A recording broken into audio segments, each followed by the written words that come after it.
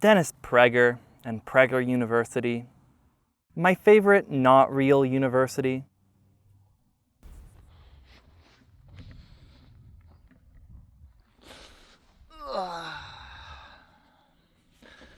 So I forgot the chair and the microphone I was using on the other days I was recording at this location. So I'm going to be using my camera as a microphone and sitting on the floor. So I recently talked about PragerU's video on color blindness. And I even made a short application video as to why I should be in their next 5-minute short. 87.3% of non-binary people measure at least a 7 on the stinky scale. So how can America survive with all these stinky, smelly non-binary people? And given that I have yet to receive a response and that I'm currently in a location that only a month ago had an entire month of highs of over 115 degrees, something that normally doesn't happen here, I guess we're going to talk about climate change and show how conservative media like PragerU, the Republican Party, and fossil fuel interests are all essentially the same group, given that they are connected easily by one person. With all of them, including that one person, working together to destroy our planet so a few billionaires can get just a bit richer. Oh cool, it even looks like you got an ex-climatology professor to read your script for you.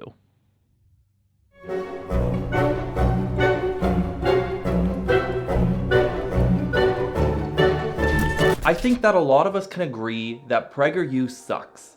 And for those that don't agree with that, I guess I'm here to convince you otherwise. And while this video is specifically about PragerU, the real point of this video is to break down the lies they tell, how they tell them, and why they tell them. Because these narratives are spread all around the world with disastrous consequences. Hurricane Milton's strength and magnitude have left veteran meteorologists in shock. 62,000 people in Europe died from heat-related causes last summer. Southern Africa is facing its worst drought in decades. There is not enough food to eat. 68 million people are affected. But one thing I didn't expect while going into this video is the malice and greed surrounding the narrator, Judith Curry. Because I did take a deep dive into her background, and it's a lot deeper than just selling out to PragerU. And it really shows how money and greed can corrupt both science and scientists. But I'll save that for later in the video after we go through PragerU's video. Because I wouldn't want you biased against her before you hear what she's being paid to say. So now that we got our list of sources, our fanny pack strapped in, and our cup of water, let's jump right into the video. So for this next part, I was gonna jump into the video and then bounce off of it and say ow.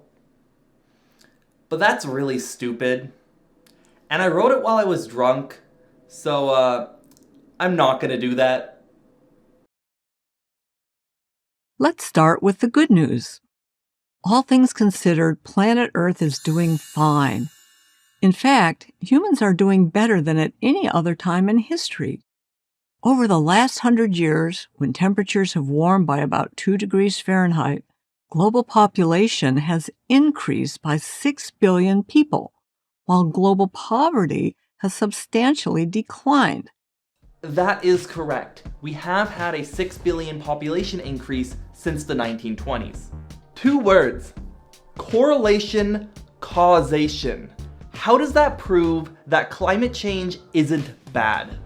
First, you need to prove that population size is a good metric for measuring how bad climate change is.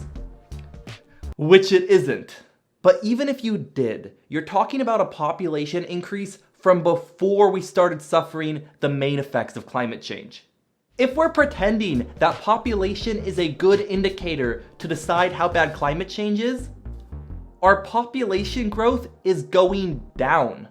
Your statistic favors me. As to your point on poverty, as their source, PragerU links to a New York Times article that uses the World Bank's extreme poverty statistic as their statistic. So, the World Bank's poverty statistics are often criticized. You want to know what they say the poverty line is? $1.90 a day. Now, I know that money goes further in different countries, but it does not go that much further. So I read through the New York Times article again and saw that in fine print underneath the graph, they said that the $1.90 includes purchasing power parity. You know that offhand justification I gave them that, okay, money goes different distances in different countries? They accounted for that. That means that they're talking about the actual purchasing power of $1.90 in the United States a day. Try living off of $1.90 a day in the United States. A homeless person can't even do that. Also, why aren't they instead using a better metric for measuring global well-being? Something like global undernourishment rates. That would have been a lot better statistic to use for their claim of their article. All it does is show if people are getting enough to eat, which is very important. But anyways, let's assume that their graph does account for inflation, because it'd be very stupid if it doesn't. I will admit that global poverty has gone down since the 1980s, which is mainly due to technological innovations and improved trade networks. But also, that reduction in poverty has been mostly seen by Asian countries, which have huge populations skewing the data a lot. That same amount of growth has not been seen equally in African countries. Also, PragerU, why in the year of our Lord 2024 are you using an article about how 2019 was the best year yet? And why does the graph you use from that 2019 article conveniently end in 2015? Is it possibly because after 2015, the global poverty and undernourishment rates rose sharply? Could that be why you decided to cut it off then? Statistics that are confirmed by almost every data source, including the UN? An increase that sub-Saharan Africa was hit especially bad by. So PragerU is using a 2019 article using 2015 data, so they can skip this portion of the graph, so that they can try and prove a point with their data. A point that doesn't even show causation in the first place. Them massaging their data like 3 times, and it still doesn't say what they want it to say. So before I get to the rest of the video, let me quickly show you where PragerU cites their sources. So throughout their video, PragerU makes a lot of claims. But they can't just say stuff. They need to have sources. Which they do. But the question is, how do we access those sources? Let me show you. So pulling up their video on YouTube, I want to be able to see their sources. I look into the description to find them and don't see a link for sources anywhere.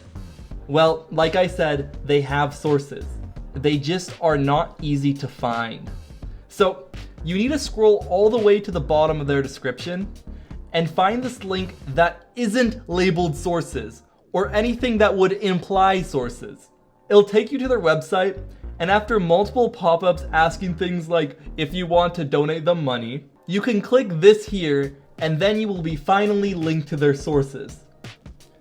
Now, while that might not seem like a ton of steps, as someone actively looking for their sources, it was pretty difficult to find. Something sources definitely shouldn't be. During the recording of my last video, I had no idea their sources page existed. I bet that not even 0.1% of their audience looks at their sources, and that is being generous. They made them very difficult to find, and you're about to see why they don't want anyone to actually look at them. And the number of people killed from weather disasters has decreased by 97% on a per capita basis. Their source for that? A random Substack article with 127 likes. But who is this random author? His name is Alex Epstein, and he is the author of the book Fossil Futures: Why Global Human Flourishing Requires More Oil, Coal, and Natural Gas, Not Less. Is this a bit? Am I being punked? Where are the cameras? So I made this joke in my last video about PragerU sources, but this one is literally more on the nose than that. My satire cannot stand up to reality. Murder is a moral good for society and improves people's lives. My source for that? This Substack article written by Ted Bundy. So what qualifies Mr. Epstein to write these books? He studied philosophy and computer science and graduated with a Bachelor of Arts. So nothing. Okay, not everyone goes into the same field as their degree.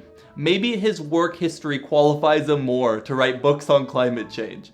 Epstein founded the Center for Industrial Progress, CIP, an organization he calls a for-profit think tank. According to Epstein, his list of clients has included the president of the Kentucky Coal Association and the coaltruth.com, a project which desmog tied to employees of Alliance Coal. Epstein's think tank does not disclose its funding, although Epstein has received payment from fossil fuel companies for consulting services. I love my unbiased sources. I could just end the video here. They have zero credibility. I can just not look at any more of their sources and just assume everything they say is a lie. Everything. Which I won't do, okay? I'll still look at their sources. I have content to make. But still. Also, by the way, this guy gets called up by Congress to testify on climate change and related issues when he has zero credentials. I love our government. They're so great. So great. They're so fantastic. The thing is, it's not only that. Alex Epstein has been the speaker for a ton of PragerU videos. And here he is on one of the many times he's spoken to Congress as an expert. Invited, of course, by Republicans. Oh, and by the way, here in that same congressional hearing, we have Lauren Boebert freaking out that Alex Epstein was accused of making white supremacist statements. And those white supremacist statements were Alex Epstein complaining that universities don't teach that non-white cultures are inferior to white cultures. One of these so-called energy experts is a philosopher who has previously espoused white supremacist views. For instance, in his 2000 college newspaper, he wrote, quote, "The African and African American Studies Department," this is the quote, "has 23 classes. In many of these classes, African culture is presented not as inferior to Western culture, but as on equal footing with it.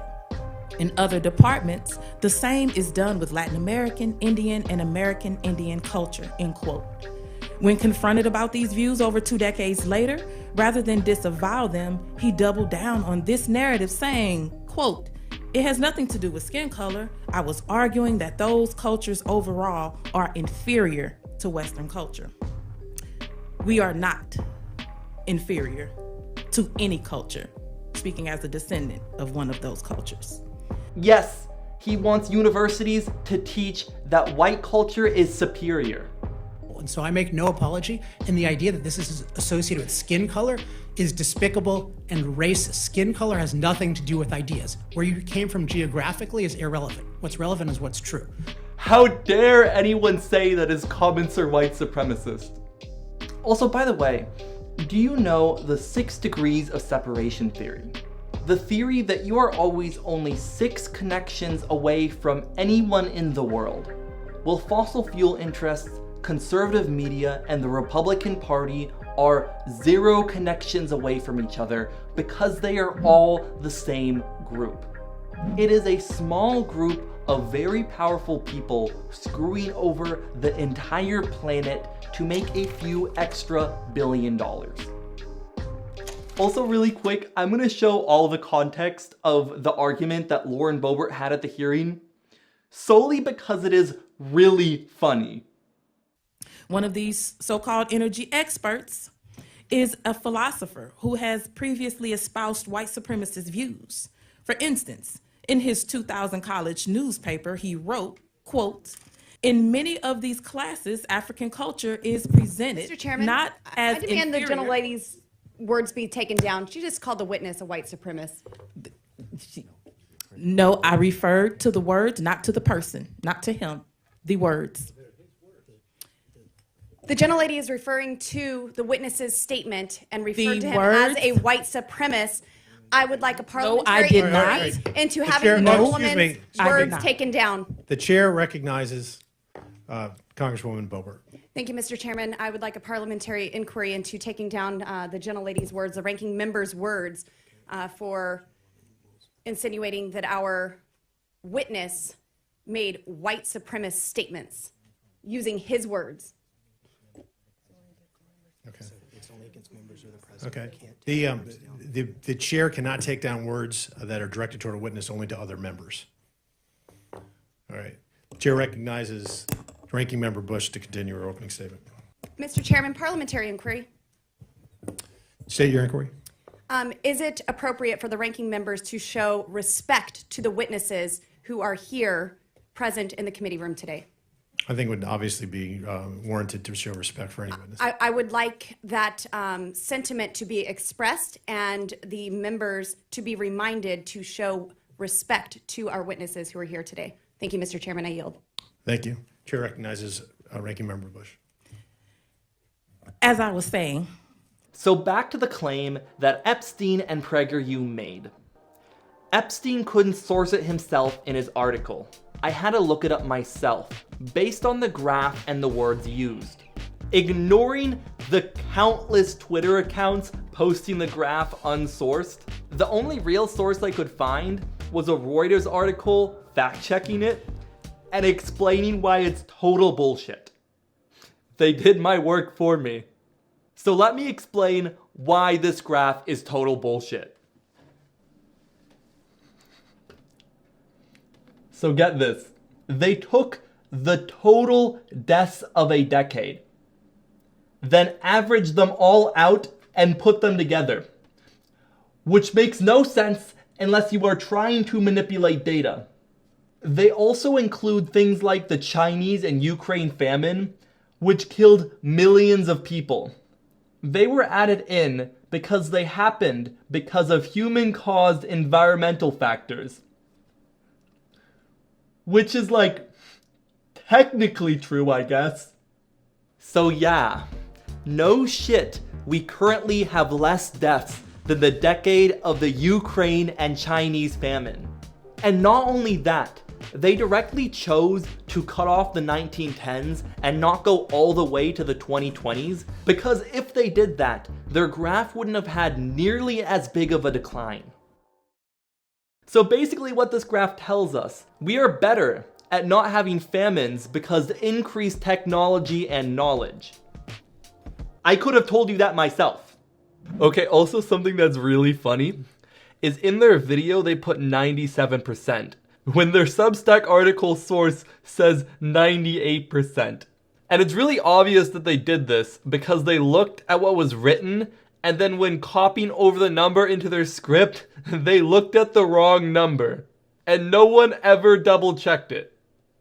Also, a quick reminder to like and subscribe if you enjoyed this video and enjoy me. Also, I would love if you could comment on this video, any thoughts you have, even if they're negative, because I love reading what everyone has to say. It actually, it's a great waste of my time.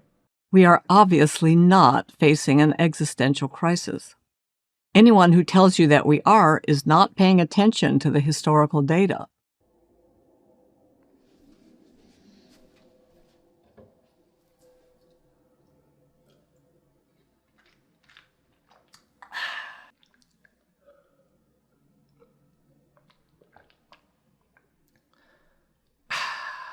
So, your historical data, as I just showed, is a joke.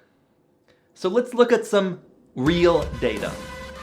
So good global data on natural disaster deaths is difficult to find. This is because every country has its own standards and procedures for collecting data. And even within countries, they have different organizations with different ways of collecting data too. It is not centralized at all. Also, another issue is that if you look at natural disaster data, it often includes things like tsunamis and earthquakes, which are not related to climate. Because of this, these statistics can be easily misconstrued to pretty much prove any point you want. So instead, let's get data from one country, a country that actually has pretty reliable data for tracking its natural disasters. The great nation of the US of A. I'm proud to be an American. La, la, la, la, la, la. I bet PragerU loves my patriotism. So actually, over time, we've gotten a lot better at preventing deaths from natural disasters. So let's remove that variable. Here are the inflation-adjusted United States damages due to climate-related disasters. That line is going up. Or what about heat-related fatalities? That's about as directly related to climate change as you can get. Look at this graph. Pretty bad, right? Well, wait a second. That doesn't take into account 2023 and 2024.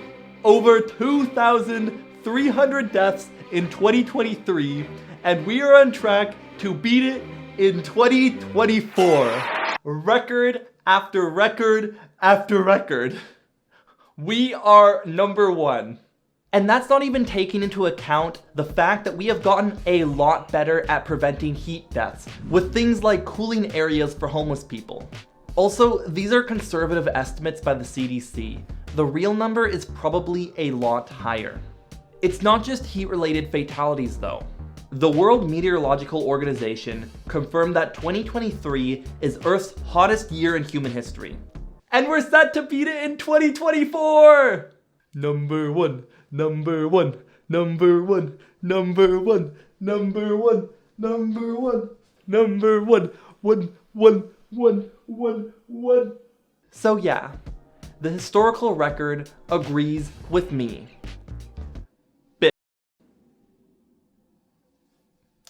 That was kind of mean. Was that too far? I think I should edit that out. Instead, they are concerned about what might happen in the future, based on predictions from inadequate climate models driven by unrealistic assumptions. Source: an Amazon link to buy her book. They literally just link an Amazon page to buy her book as their source. And by the way, this is not the only time in their sources for their video that they do this.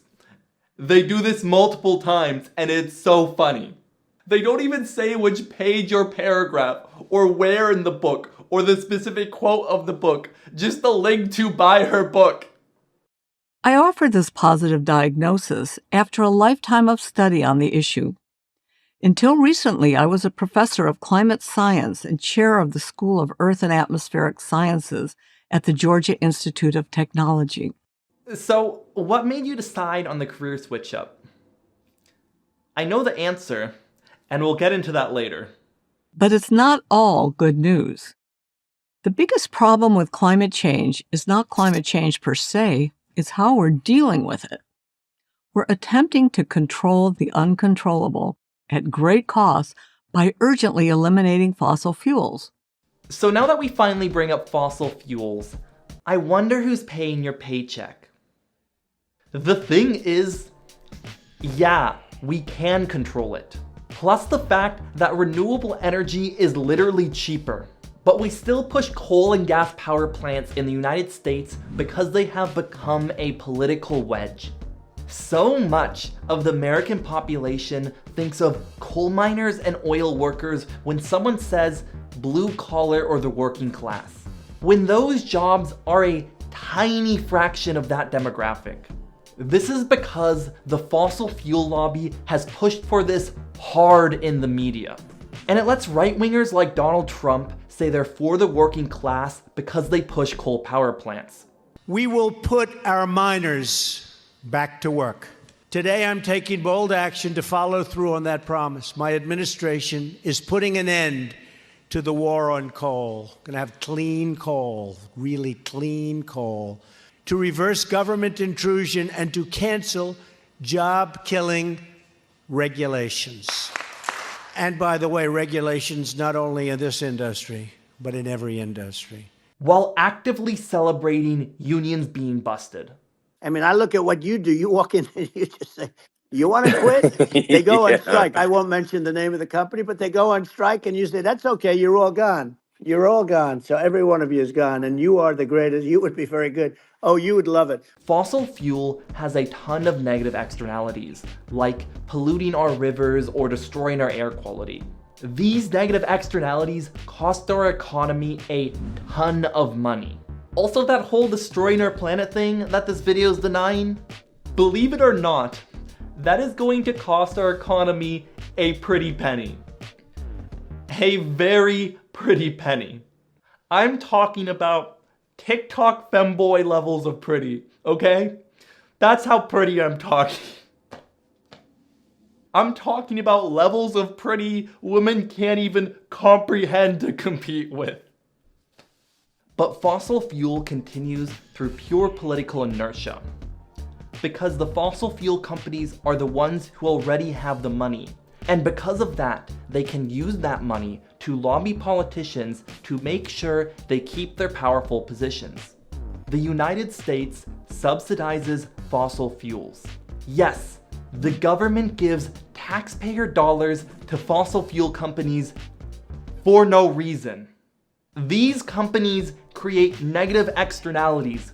We are supposed to be subsidizing things that create positive externalities because good things are good and bad things are bad. Why do we use taxpayer dollars to help create bad things? Why? Why do we do that? It's because money. That's the reason. It's money. So it's always money.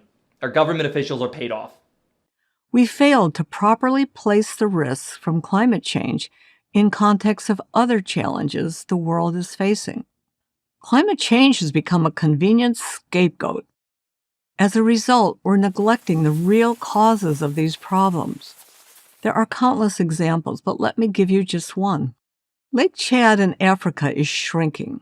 Nigeria's President Muhammadu Buhari blames it on you-know-what. Climate change, he pronounced, is largely responsible for the drying up of Lake Chad. But it's not. Yes, the initial water level decline was caused by long droughts in the 1970s and 80s. But the lake has remained virtually empty over the past 2 decades, even while rainfall has recovered.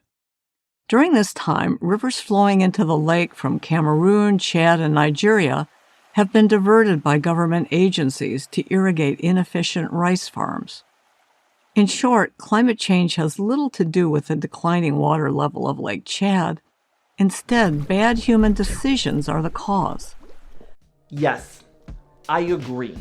A lot of the world is awful at water management. That is something we need to get better at and something we can control. Especially in the United States, with the mess of water management we have in the Southwest. Why the fuck are we growing water-intensive plants in the fucking desert? Okay, if we start getting into West Coast water management, we are going to be here for a whole nother hour because that is something I've been passionate about since 2014. Back to the point. Yes, we can get better at water management, but our shortcomings have and will be greatly exacerbated by climate change because climate change is making it a lot worse. Also, the thing you have to watch out for with data points like this is that they focus on a small isolated area when talking about global climate change.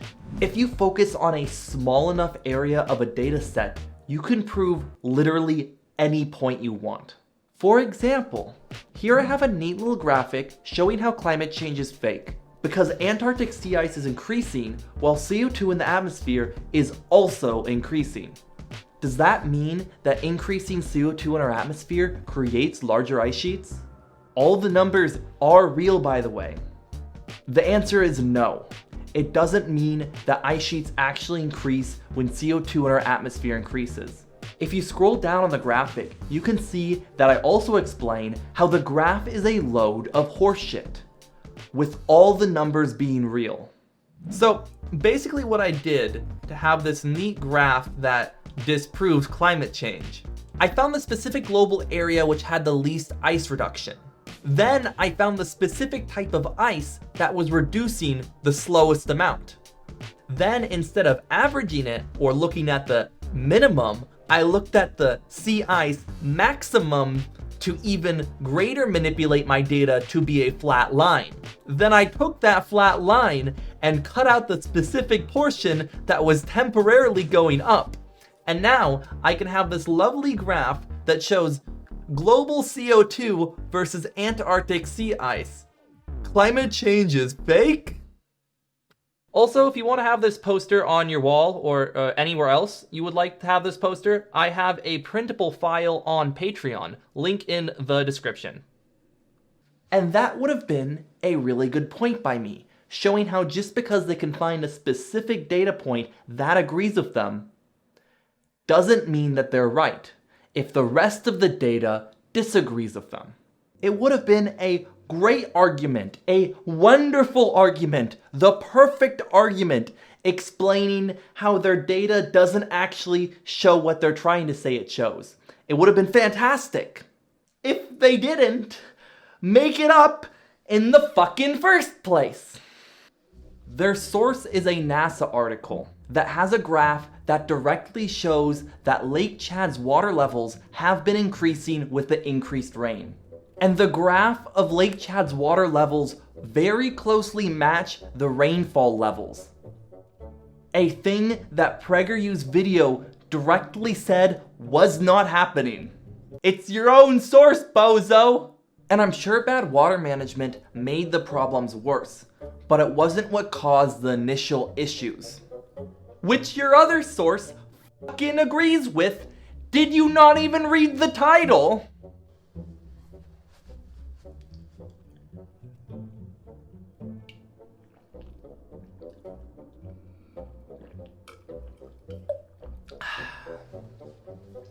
Proper water management.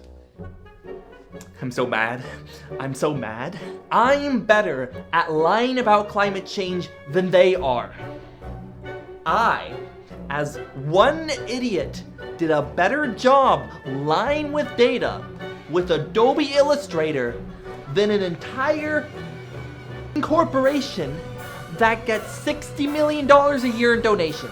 That's fucking embarrassing. I spent so much time on that graphic. So they completely just lied about their first source. But even though their second source agrees with me on the premise, it's still f***ing dog shit. It's just an opinion piece with a bunch of dumb shit about how laissez-faire economics is great and fantastic, and how the real solution to natural disasters are donations and the goodwill of private corporations. And that the government shouldn't do anything to help people in natural disasters. Genius. Absolutely genius. The brightest minds of our generation. Inspired bureaucrats to new heights of tyranny. The state attorney general set up a Soviet-style economic crimes unit. Why is he saying all that? Because the county didn't allow price gouging after a hurricane. I'll post a video on my second channel going over the article because it is comically evil. Ignoring that though, the article has nothing to do with Lake Chad, Africa, or water management. It's an opinion piece about the United States response to natural disasters like hurricanes. So please, PragerU, tell me how this is your source for the statement. In short, climate change has little to do with the declining water level of Lake Chad. Instead, bad human decisions are the cause. How does the source have anything to do with that? That's like if I say that penguins aren't birds, and when you ask me for a source, I just send you a video of someone twerking. Great video you have here. But what does that have to do with your statement? Climate change is just a convenient excuse, hiding poor management and governance. Blaming every major weather disaster on man-made global warming defies common sense as well as a historical data record. I already destroyed your historical record. And no one is saying that every natural disaster is caused by climate change. Instead, we are saying, and proving with data, that climate change is making them worse and more frequent. For the past 50 years, the global climate has been fairly benign. In the U.S., the worst heat waves, droughts, and hurricane landfalls occurred in the 1930s, much worse than anything we've experienced so far in the 21st century. Again, we're talking about trend lines, not singular events. Like I already said, people who lie with data will always hyper-focus on singular data points or data sets and not look at the data as a whole. It's narrativizing data. Population growth, where and how people live, and how governments manage resources are much more likely to create conditions for a disaster than the climate itself. Again, no. Climate creates the disaster and decides how strong it is. How the government responds or manages it only decides how much damage it causes.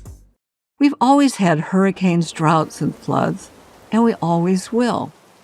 And they're getting worse and more frequent.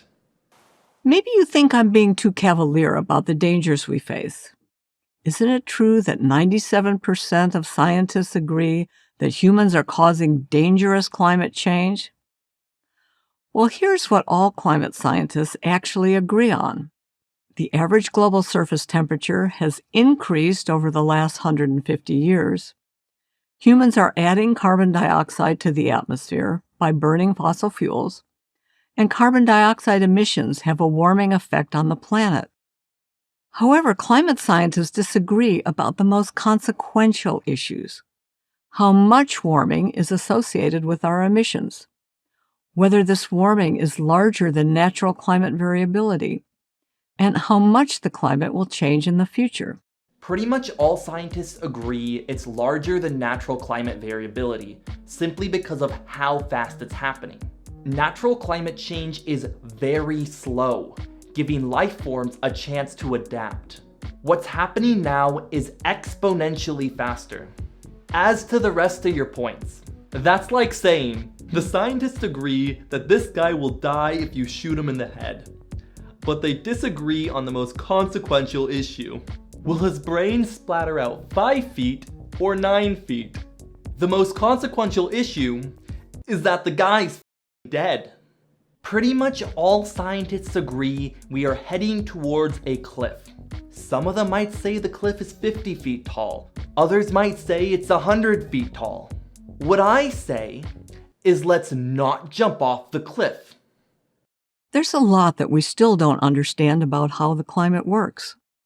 Ocean circulation patterns and variations in clouds have a large impact, but climate models do a poor job of predicting these. Variations in the sun and volcanic eruptions also have a substantial impact, but these are simply unpredictable.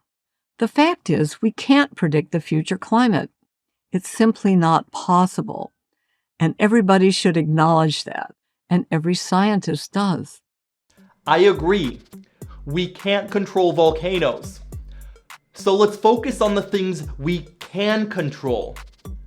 Like burning fossil fuels. Dumbass. While humans do influence the climate, we can't control the climate. To think that we can is the height of hubris, the Greek word for overconfidence. What we can do is adapt to whatever Mother Nature throws our way. Adapt? Like by using clean, renewable energy? I agree. That's a fantastic point. We should definitely do that. Human beings have a long history of being very good at that. We can build seawalls, we can better manage our water resources, and implement better disaster warning and management protocols. These are things we can control. Okay, Let's just say that your local zoo lets a tiger out of its enclosure and just lets it freely roam around town because it's cheaper than paying for its food. This might seem like an issue that can and should be fixed, but humans have a long history of adapting. We can build large tiger-proof fences around all our houses.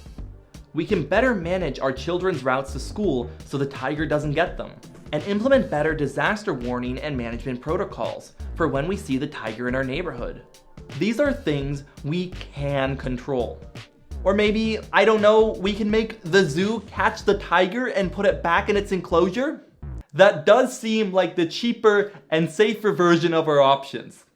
If we focus on that, there's every reason to be optimistic about our future. I'm Judith Curry for Prager University. Seeing how awful this video and its science is, who is this climatology professor? And why is she signing onto this shit? Judith Curry was a member of the National Research Council's Climate Research Committee and the chair of the School of Earth and Atmospheric Sciences at Georgia Institute of Technology.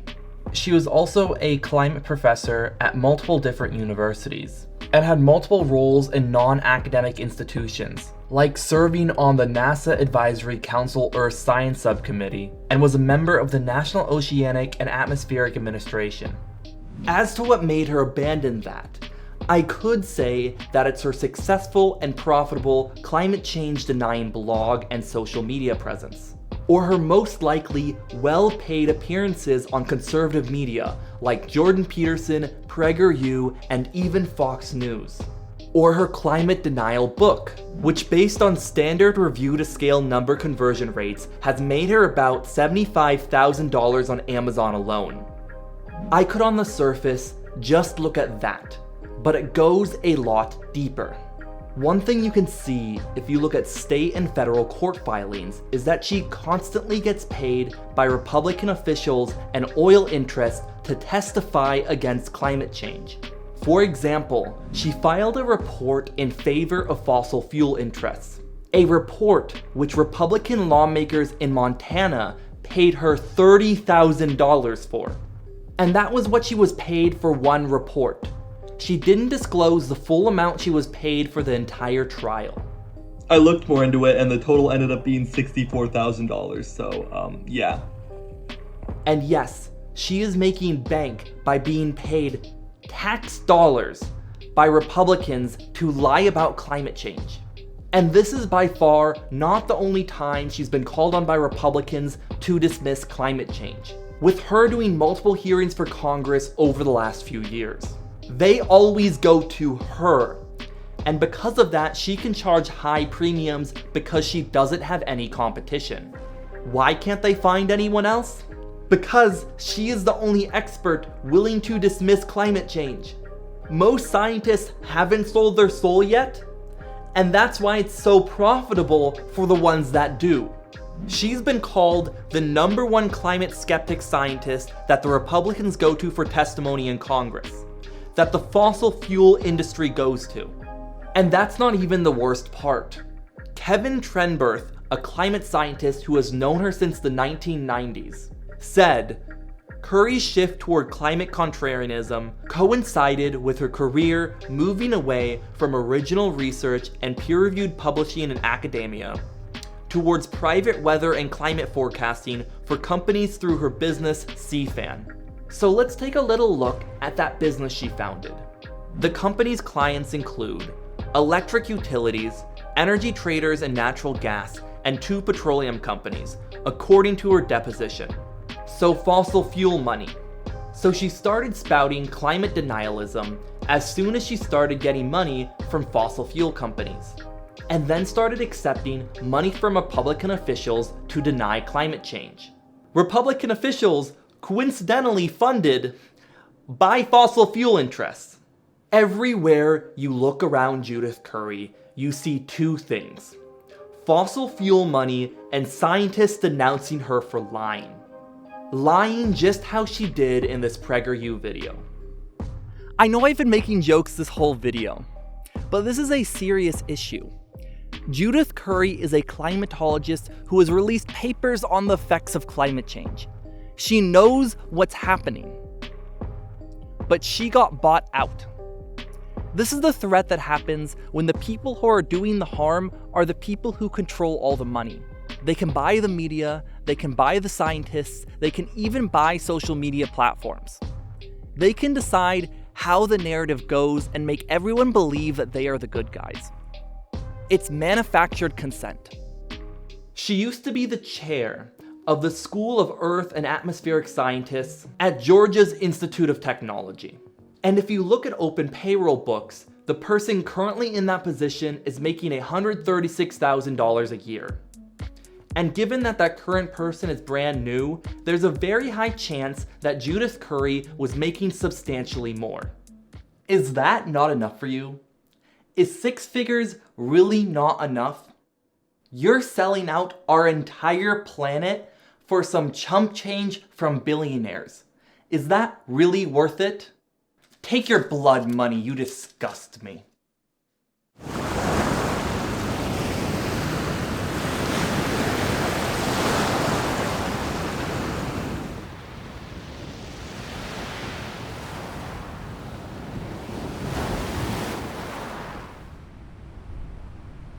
Dennis Prager, you betrayed me.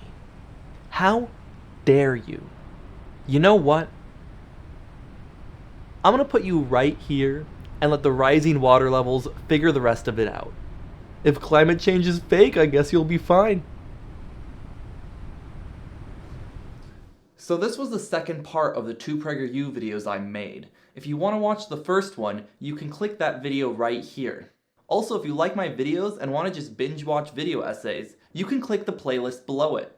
It's a playlist of all my best video essays, one after the other, so you don't have to think and can just watch all my content. Also, like and subscribe, that's important. Thank you, bye.